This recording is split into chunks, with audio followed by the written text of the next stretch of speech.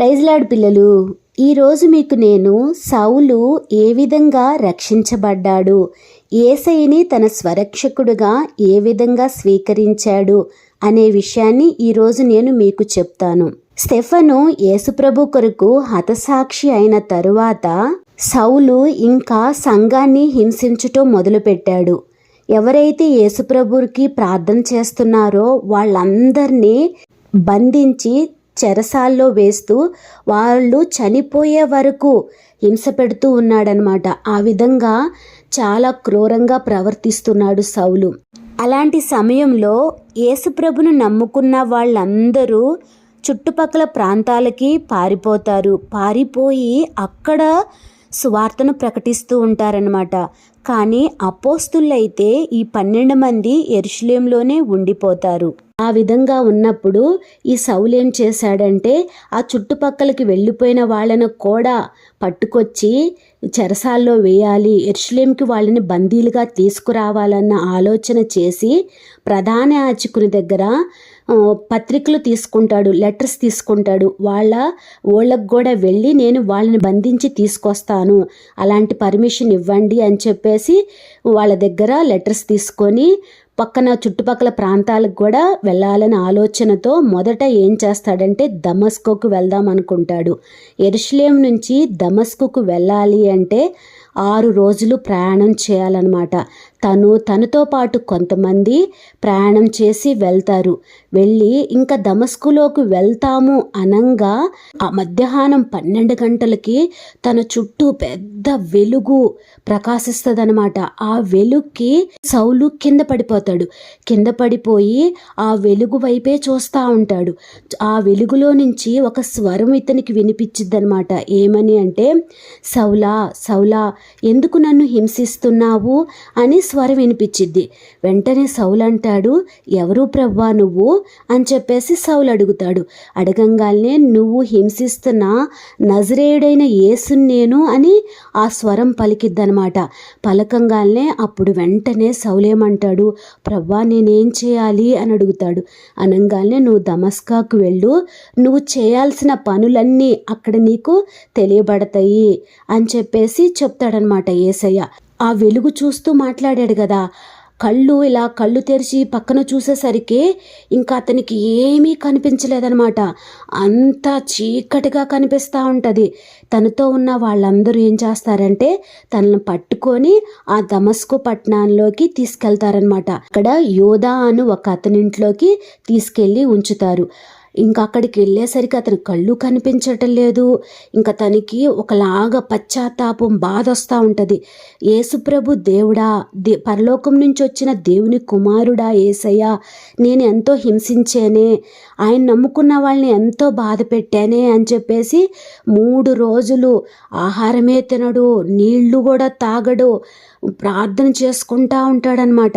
అతనికి ఒక దర్శనం వచ్చింది. ఏమని అంటే, ఒక అతను వచ్చి ఇతని తల మీద చేతులు పెట్టి ప్రార్థన చేస్తున్నట్టు, ఇతను స్వస్థత అయినట్లుగా ఇతనికి ఒక దర్శనం కలిగిద్ది అనమాట సౌలుకి. అలా దర్శనం కలిగినా కూడా ప్రార్థన చేస్తానే ఉంటాడు. అదే టయానికి యేసయ్య ఆ ఊర్లో ఉన్న దమస్కులో ఉన్న అననీయ అని ఒక అతను ఉన్నాడనమాట. అతని దగ్గరికి యేసయ్య వెళ్తాడనమాట. వెళ్ళి అననీయ ఆ టయానికి ప్రార్థన చేసుకుంటా ఉంటాడు. యేసయ్య వెళ్ళి అననీయ అని పిలుస్తాడు. అప్పుడు అననీయ అంటాడు, చిత్తం ప్రభువా నేనున్నాను, ఏంటి చెప్పయ్యా అని అంటాడనమాట. అనగానే అననీయ నువ్వు తిన్నని అనబడిన ఒక వీధికి వెళ్ళు, అక్కడ యోధా అనే ఒక అతని ఇంటిలో తార్సువాడైన సౌలున్నాడు, నువ్వు వస్తావు, తన తల మీద చేతులు పెట్టి ప్రార్థన చేస్తావని అతడు దర్శనాన్ని చూశాడు, నువ్వు వెళ్ళి అతనికి స్వస్థతనివ్వు అని చెప్పేసి యేసయ్య చెప్తాడనమాట. చెప్పంగానే అప్పుడు అననీయ ఏమంటాడు తెలుసా, యేసయ్య అతను మంచోడు కాదు, యెరూషలేములో నీ బిడ్డల్ని, నీకు ప్రార్థన చేస్తున్న వాళ్ళందరినీ ఎంతో హింస పెట్టాడు. అలాంటిది ఇప్పుడు ఇక్కడికి వచ్చి నీ నామమున ప్రార్థన చేసే స్త్రీలను, పురుషుల్ని బంధించి తీసుకెళ్లాలని ప్రధాన యాజకుల దగ్గర పర్మిషన్ తీసుకొని లెటర్లు రాపించుకొని వచ్చాడు ఇక్కడికి. అతను మంచివాడు కాదయ్యా అని చెప్తాడు. అప్పుడు యేసయ్య ఏమంటాడంటే, లేదు అననీయ, నువ్వు వెళ్ళు, అతన్ని నేను రాజుల ఎదుట, అన్యుల ఎదుట, ఇజ్రాయెల్ ప్రజల ఎదుట ఒక పాత్రగా వాడుకుంటాను. అతని ద్వారా నేను నా సువార్తను ప్రకటింపచేస్తాను. అతడు నా నిమిత్తము చాలా శ్రమలు పడతాడు. నువ్వు వెళ్ళి అతనికి స్వస్థత కలిగించు అని చెప్పేసి యేసయ్య చెప్తాడనమాట. సౌలు ఎక్కడున్నాడని తెలుసుకొని వెళ్తాడు. వెళ్ళి సౌలు సహోదరుడా అని పిలిచి అతని మీద చేతులుంచి ప్రార్థన చేస్తాడు. అననీయ ప్రార్థన చేయంగానే సౌలు కళ్ళల్లో నుంచి పొరల వంటివి ఊడి పడిపోతాయి. వెంటనే అతడు తన పాపములన్నీ యేసయ్య దగ్గర ఒప్పుకొని వెంటనే తను బాప్తిసం కూడా తీసుకుంటాడు. తర్వాత అతను భోజనం చేసి బలాన్ని పొందుతాడనమాట. ఆ తర్వాత వెంటనే ఆ దమస్కోలోనున్న ప్రజలకు యేసే దేవుడని ప్రకటిస్తూ సమాజ మందిరానికి వెళ్తాడనమాట.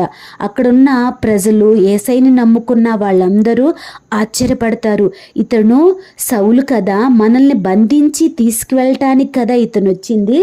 అలాంటిది ఇతను ఇప్పుడు యేసయ్య దేవుని కుమారుడని చెప్తున్నాడు, మన రక్షకుడు ఆయనే అని చెప్తున్నాడు, ఇదేంటి అని చెప్పేసి వాళ్ళందరూ ఆశ్చర్యపోతా ఈయన్ని ప్రశ్నిస్తూ ఉంటారనమాట. అవును అని చెప్పి తను ఏ విధంగా రక్షించబడ్డాడు, దేవుడు తనకి ఏ విధంగా దర్శనమిచ్చి తన స్థితిని మార్చాడని చెప్పేసి అక్కడున్న వాళ్ళందరికీ చెప్తా ఆ విధంగా అతను అక్కడ కొన్ని రోజులు సువార్త ప్రకటిస్తాడు. ఆ తర్వాత అరేబియా దేశానికి వెళ్ళి 3 సంవత్సరాలు ఉంటాడనమాట.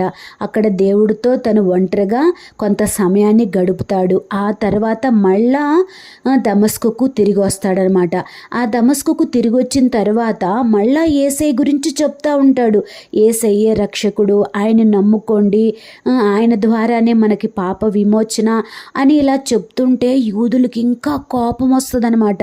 ఇతనేంటి ఇలాగా సౌలు ఇలా మారిపోయి మరలా సువార్తను ప్రకటిస్తున్నాడు అని చెప్పేసి అక్కడున్న యూదులకి కోపం వస్తుంది.